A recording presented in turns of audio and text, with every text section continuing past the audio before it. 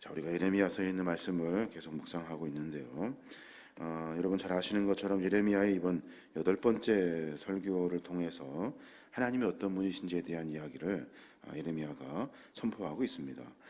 하나님은 어떤 분이십니까? 하나님은 매 순간 하나님의 계획과 의지에 따라서 일을 만들어 가시는 하나님이셔요. 그래서 그 하나님을 늘 의지하고 따라가는 것이 우리 인간의 당연한 이유가 되는 거죠. 또 한 가지는 하나님은 그래서 그 절대 주권을 인정하지 아니하면 그건 하나님의 백성도 하나님의 사람도 아니라는 거예요. 마치 토기장이가 그 흙을 가지고 그릇을 빚듯이 하나님은 하나님이 하시고자 하시는 일들에 따라서 그 일을 만들어 가셔요. 근데 인간이 거기에 대해서 반기를 들고 어떤 의견을 제시하고 뿐만 아니라 자기의 뜻이 옳다고 다른 길로 갔다라는 거예요. 하나님이 하시는 일들이 마음에 안 들어서 그런지 아니면 더 좋은 것이 있어서 그런지 늘 인간은 자기의 욕심에 의해서 삶을 결정하더라는 거예요. 신앙생활을 어떻게 해야 하는가 하는 일들, 그 이야기들을 지금 예레미야 선지자가 선포하고 있어요. 믿음이라 하면, 신앙인이라 하면, 그리스도인이라 하면 첫 번째 절대로 놓지 말아야 할 것이 하나님의 절대 주권이에요. 하나님이 하시는 일을 인정하는 것, 그것이 바로 우리가 해야 할 일이에요. 하나님 우리를 어떻게 빚으시든지, 하나님이 우리를 어떻게 뭉개시든지 아니면 그릇으로 만드시든지 그거는 토기장이신 하나님의 뜻에 달려 있다는 거예요. 그러므로 남유다 백성들이 해야 할 일은 바벨론으로 말미암아 멸망당할 하나님의 예언의 말씀을 듣고 돌이켜 다시 하나님 앞에 서야 하는 거예요. 그 일이 이루어지지 아니하면 하나님은 그의 뜻대로 토기장인가 그 흙을 다 붕괴해 놓듯이 남유다를 바벨론의 포로에 끌려가게 하신다는 거예요. 늘 우리가 생각해야 될 것이 그거죠. 우리가 늘 하나님의 주권을 인정하는 거예요. 하나님께 먼저 내어드려서 하나님이 하실 수 있도록 하나님이 하십시오라고 하는 우리 신앙의 고백이 먼저여야 하는 거죠. 내 생각을 가지고 하나님과 조율하는 것이 아니라 하나님 이런 고민이 있습니다. 그러나 하나님의 뜻이 있는 줄 압니다. 하나님이 계획대로 일하십시오. 저는 묵묵히 따르겠습니다. 이렇게 하시든 저렇게 하시든 하나님이 하시는 일인 줄로 믿고 내 삶을 정비하겠습니다 하는 것이 우리 신앙의 고백이 되어야 할 겁니다. 결국엔 어떻게 됩니까? 남유다 사람들 하나님이 그렇게까지 말하고 선포하고 예언했음에도 불구하고 여전히 하나님이 어디 있는가? 하나님이 무엇인가? 우리의 신앙에 가장 좋은 것, 즐거운 것, 보기 화려한 것을 쫓아 욕심껏 살아요. 그래서 하나님이 이제 결단하게 되시는데 16절의 말씀에 보니까 그들을 웃음거리로 만들어 버린대요. 오늘 읽어봤던 말씀 보면 그들의 땅으로 두려움과 영원한 웃음거리가 되게 하리니 그리로 지나는 자마다 놀라서 그의 머리를 흔들리라 라고 선포한대요. 그러니까 참 웃긴다 쟤네들. 하나님께서 그 애굽에서 다 탈출시켜서 가나안 땅에 정착시켜 주셨고 많은 일들로 하나님을 섬기는 백성이 왜 저렇게 되었을까 하면서 사람들의 웃음거리가 되게 할 것이라는 거예요. 남유다 나라가 다 쫄딱 망하고 북이스라엘은 이미 다 망해버렸고 끌려가서 포로로 살면서 사람들의 웃음거리가 되게 할 것이라는 거예요. 왜 그래요? 하나님의 주권을 인정하지 않았기 때문에 그래요. 하나님의 살아계심, 또 하나님의 일하심, 하나님이 우리에게 긍휼의 은혜를 베풀어 주시는 그 하나님의 주권을 인정하지 않고 자기 멋대로 자기 좋을 대로 살았기 때문에 그렇다는 거예요. 하나님이 아니라 이방신을 섬겨도 되고 하나님의 법과 율례가 아니라 인간이 정해놓았던 즐거움을 쫓아가는 인간의 욕망의 법을 쫓았기 때문에 그들은 멸망할 수밖에 없었다는 거예요. 하나님이 웃음거리로 만들 것이다 라고 선포하고 계셔요. 오늘 이제 우리가 함께 고민해 봐야 할 본문은 뭐냐면 여러 일들이 있지만 하나님은 그 일을 만들어 가셔요. 그런데 분명한 것은 하나님의 뜻을 이루어 가시는 일들 속에 많은 사람들의 인간적인 감정이 그 안에 들어있게 되죠. 그 일로 말미암아 하나님의 뜻을 꺾어낸다는 것을 우리는 분명히 알아야 하는 거예요. 자기의 기분, 자기의 욕망, 자기의 욕심대로 살기 때문에 인간은 늘 거기에 중심을 두고 살아요. 우리 신앙인들은 그렇지 않고 하나님의 뜻과 하나님의 마음을 중심에 두고 살아야 하는데 늘 인간들은 자기 감정에 욕심을 두고 살아요. 오늘 그리 하니까 어떤 일들이 벌어집니까? 반대 세력이 일어났어요. 예레미야가 하는 일들을 들어보니 우리 망한다는 거 아니에요. 말을 들어보니 우리는 이제 웃음거리가 되고 쫄딱 다 어떻게 된다는 말 아니에요. 그러니까 그 사람들의 이야기를 듣고서 감정이 상하기 시작해요. 그래서 어떻게 하냐면 예레미야를 작정하고 끌어내릴 생각을 합니다. 오늘 18절의 말씀에 보면 그래요.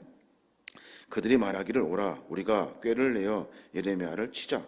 제사장에게서 율법이 지혜로운 자에게 책량이 선지자에게서 말씀이 끊어지지 아니할 것이다 라고 선포해요. 무슨 말이냐면 우리가 이제 못 듣겠다. 이제 예레미야를 끌어내리자. 꾀를 한번 모아보자. 생각해봐라. 율법이 그치겠는가? 지혜로운 자가 끝나겠는가? 선지자의 말이 끊어지겠는가? 그 사람 말고도 더 좋은 사람이 있다 하면서 예레미야를 끌어내릴 작정을 했다는 거예요. 예레미야는 그 소식을 듣고 여전히 중보하며 하나님 앞에 기도합니다. 인간의 최악의 경우는 자기의 감정으로 하나님의 뜻을 꺾는다는 거죠. 우리 늘 그렇게 살죠. 내 생각에 마음에 안 들면, 내 마음에 기분이 나쁘면 하나님의 뜻이고 뭐고 다 상관이 없어요. 자기가 생각에 오를 대로 멋대로 살아요. 오늘 보니까 예레미야의 반대 세력이 이제 작정을 한 거예요. 그를 끌어내리자. 그 말고 다른 사람 얼마든지 있다. 더 좋은 말 할 사람 너무나도 많다. 그러면서 그 예레미야를 끌어내릴 작정을 하는 거죠.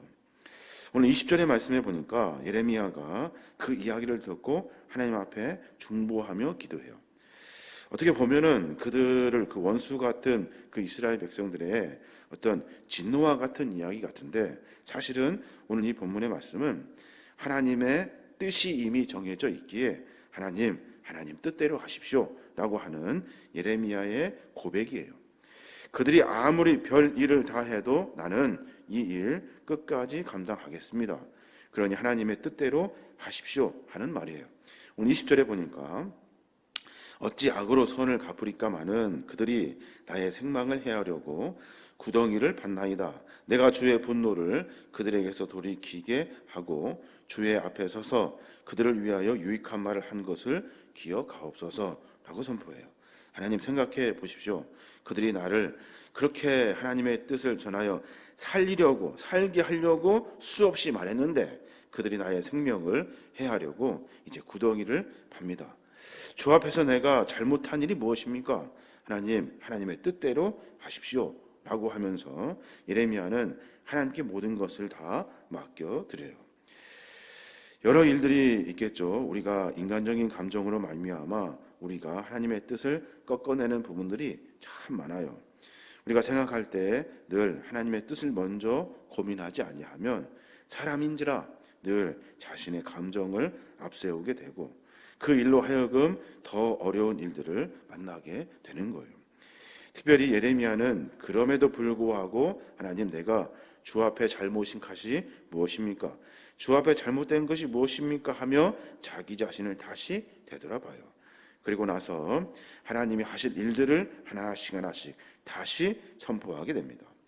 오늘 본문에 보면 21절부터 보면 원수에 대한 호소가 나오죠. 그런데 이미 이 예언의 말씀들은 이미 수차례 하나님의 말씀을 통해서 선포되었던 말씀들이에요. 너희들 가족이 다 흩어질 거다. 너희 자녀들 다 눈물 흘리며 외롭게 혼자 외톨이가 될 것이다. 너희의 아내들은 과부가 될 것이고 청년들은 전장에 나가 칼에 맞아 죽을 것이다.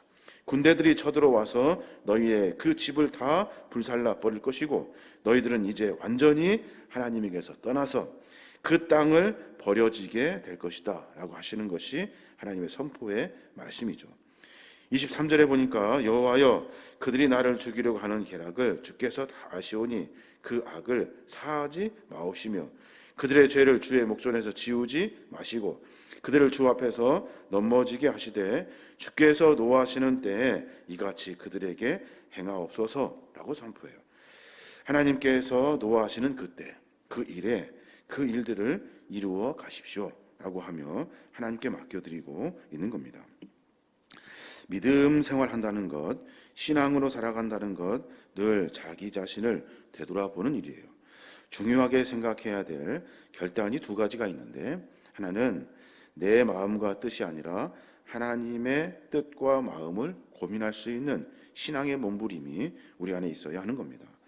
하나님 말씀 안 하시니 하나님 계획하시고 일하시는 것이 내 마음에 들지 않으니 늘 내 마음대로 한다고요. 그런 잘못된 것에서 벗어날 수 있도록 늘 하나님을 먼저 고민해야 하는 거죠. 기도할 때도 여러 번 말씀드립니다마는 내 소원을 먼저 아뢰는 것이 아니라 하나님의 뜻을 먼저 물어야 하는 거예요. 그래야 우리는 하나님으로 받은 축복이 뭐냐면 그의 긍휼함의 은혜예요. 그 은혜를 우리가 받으며 살아가는 것, 이것이 우리 신앙인들이 만나야 될 하나님의 축복이에요. 또 하나는 자기의 감정이 하나님의 뜻을 뛰어넘을 때가 늘 있다고요. 그때마다 어떻게 해야 합니까?